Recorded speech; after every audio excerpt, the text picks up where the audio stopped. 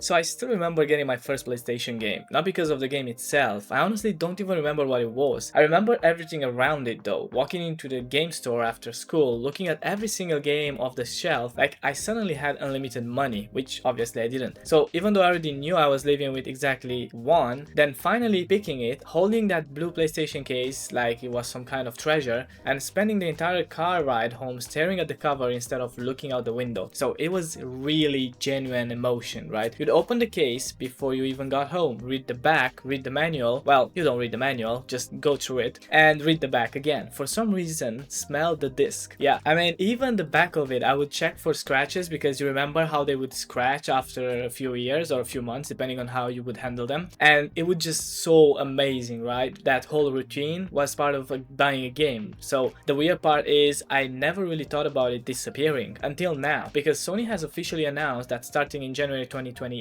every new PlayStation game will be digital only. No more new discs. No more midnight launches where everyone's standing outside the store. No more walking into a shop just to see what's on the shelf. It's honestly strange because nobody woke up one day and decided they hated discs. They just slowly stopped buying them. Downloads became easier and internet got faster. You didn't have to leave the house anymore. Click buy, make a sandwich and come back, right? It's all done. And I'll be honest, I buy digital games too. Probably most of them now. It's just easier, you know? I still buy FC. That's still a pretty good game to buy on a disc. And I would have bought GTA 6 on a disc. But I think that's why this announcement hit so many people. Not because we're losing a piece of plastic. Nobody cares about that. At least I don't. Because we're losing a feeling. Owning a game felt different. You could lend it to your cousin, trade it with your friends. I still remember back when I was in high school, I would love Fridays because that's when we would trade discs, right? And sell it when you were done. Or years later, find it sitting on a dusty shelf, pick it up, and instantly remember exactly where you were when you first played it. You don't really get that with a download, right? Now, before everyone starts saying Sony is ruining gaming, I actually understand why they're doing it. From their perspective, it makes complete sense. Most people already buy digitally. No manufacturing, no shipping, no retailers taking a cut, right? It's cheaper, it's faster. So the problem is sometimes what's better for business doesn't feel better for the people who grew up with it. And lately, I think more gamers are starting to realize something. When everything becomes digital, you're not really collecting games anymore. You're collecting licenses. We've already seen stores shut down, games disappear, and movies get removed from people's accounts. And suddenly, that dusty shelf full of all PlayStation games doesn't look old-fashioned anymore. It looks reassuring. Maybe this is just nostalgia. Maybe 10 years from now, kids won't even understand why people cared about physical games. Maybe they'll laugh the same way we laughed at DVDs or VHS tapes, right? But I don't know. This one feels different because after almost 30 years, PlayStation isn't just changing how we buy games. It's quietly ending one of the biggest traditions a whole generation grew up with.